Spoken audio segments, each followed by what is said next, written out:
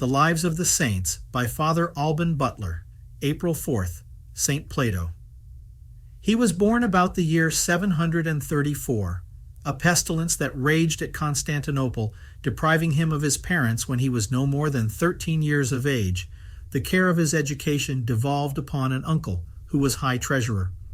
Plato, while yet young, dispatched the business of that high office for his uncle with surprising readiness and assiduity. His remarkable dexterity in writing shorthand may be reckoned among his inferior accomplishments, seeing by the daily progress he made in the more sublime parts of knowledge and religion, he far outstripped all his equals in age, and went beyond the greatest expectation of his masters. These eminent qualifications, joined to his elevated birth, extensive wealth, and unblemished probity, introduced him to the notice of the great, and opened to him the highest preferments in the state. Persons in the highest stations at court wished to make him their son-in-law, but his whole heart being attached to heavenly things, he looked with contempt on the pomps and vanities of this world. Prayer and retirement were the chief objects of his delight, nor was he fond of paying any visits except to churches and monasteries. He prevailed on his three brothers to devote themselves to God and live in a state of celibacy. He made all his slaves free, and having sold his large estates, he portioned his two sisters, who, marrying, became the mothers of saints. The remainder of the purchase money he distributed among the poor. Being thus disengaged, he bid adieu to his friends and country at 24 years of age. He took with him one servant as far as Bithynia, but there sent him also back, having given him all his clothes, except one coarse black suit, and in this manner he walked alone to the monastery of Symbolon upon Mount Olympus, in that country. From the moment he was admitted into that house, no one was more humble, more devout, more exact in every duty, or more obedient and mortified. The holy abbot Theoctistus, to furnish him with opportunities of heroic acts of virtue, often reproved and punished him for faults of which he was not guilty, which treatment St. Plato received with silence and joy, in patience and humility. Prayer and pious reading were the delight of his soul. In the hours allotted to labor, he rejoiced to see the meanest employments assigned to him, as to make bread water the ground and carry dung, though his most usual province was to copy books of piety. Theoctistus, dying in 770, St. Plato was chosen abbot of Symbolon, being only 36 years old. He had opposed his exaltation to the utmost of his power, but seeing himself compelled to take upon him that burden, he became the more humble and the more austere penitent. He never drank anything but water, and this sometimes only once in 2 days. His diet was bread, beans, or herbs without oil, and this refection he never took even on Sundays before none. He would never eat or wear anything which was not purchased by the labor of his own hands, by which he also maintained several poor. His retreat protected him from the persecution of Constantine Copronymus.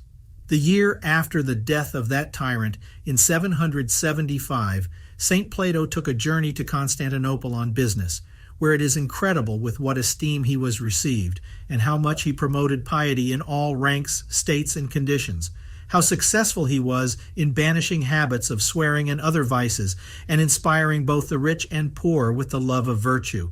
The patriarch, not Tarasius, as Fleury mistakes, but his predecessor, Paul, endeavored to make him bishop of Nicomedia, but such was the saint's humility that he made all haste back to his desert of Symbolon. He would never take holy orders, and indeed at that time the generality of monks were laymen. The whole family of his sister Theoctista, embracing a religious state and founding the monastery of Studium near Constantinople, St. Plato was with difficulty prevailed upon to leave Symbolon and to take upon him the direction of this new abbey in 782. But when he had governed it 12 years, he resigned the same to his nephew, St. Theodorus. The Emperor Constantine repudiated his Empress Mary and took to his bed Theodota, a relation of St. Plato. The patriarch St. Tarasius endeavored to reclaim him by exhortations and threats, but SS Plato and Theodorus proceeded to publish among the monks a kind of sentence of excommunication against him. Joseph, the treasurer of the church, and several other mercenary priests and monks endeavored to draw over St. Plato to approve the emperor's divorce, but he resisted their solicitations and the emperor himself to his face, and courageously suffered imprisonment and other hardships till the death of that unhappy prince in 797. the Saracens making excursions as far as the walls of Constantinople, the monks of Studium abandoned their settlement and chose that of Studius, which abbey had been almost destroyed by the persecution of Constantine Copronymus. There St. Plato vowed obedience to his nephew Theodorus, living himself a recluse in a narrow cell, in perpetual prayer and manual labor, having one foot fastened to the ground with a heavy iron chain, which he carefully hid with his cloak when anyone came to see him. In 806, Saint Nicephorus, a layman, though a person of great virtue, was preferred to the patriarchal dignity by the emperor of the same name. Saint Plato judged the election of a neophyte irregular, and on that account opposed it. In 807 he fell under a new persecution. Joseph, the priest who had married the adulteress to the Emperor Constantine, was restored to his functions and dignity of treasurer of the church by an order of the Emperor Nicephorus. St. Plato considered this indulgence as a scandalous enervation of the discipline of the church and a seeming connivance at his past crimes, and loudly condemned it. The emperor, provoked at his zeal, caused him to be guarded a whole year by a troop of insolent soldiers and false monks, after which he obliged him to appear before a council of court bishops, by which he was unjustly condemned and treated with many indignities, and at length with the most flagrant injustice, pronounced guilty of the fictitious crimes laid to his charge, in consequence of which sentence the emperor banished him, and commanded that he should be ignominiously conducted from place to place in the Isles of Bosphorus for the space of 4 years. Notwithstanding he was at the same time afflicted with many distempers, the saint endured the fatigues of his exile with an extraordinary degree of constancy and courage, which had such an effect on Nicephorus that he had resolved to recall him with honor and pay him the respect such distinguished piety merited.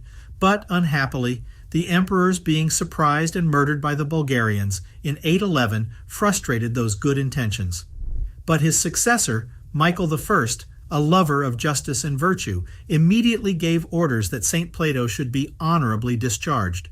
The saint was received at Constantinople with all possible marks of respect and distinction, but privately retired to his cell. After some time, perceiving himself near his end, he directed his grave to be dug, and himself to be carried to it and laid down by it. Here he was visited by the chief persons of the city, especially by the holy patriarch St. Nicephorus, who had satisfied him as to his conduct in receiving the priest Joseph, and who came to recommend himself to his prayers. St. Plato happily expired on the 19th of March in 813, near the close of the 79th year of his age. His funeral obsequies were performed by the patriarch St. Nicephorus. His memory is honored both by the Latins and Greeks on the 4th of April. Fortitude in suffering for the sake of justice is the true test of virtue and courage, and the persecution of the saints is the glorious triumph of the cross of Christ. Humility, patience, and constancy shine principally on such occasions. Their distresses are like the shades in a fine picture, which throw a graceful light on the brighter parts of the piece and heighten its beauties.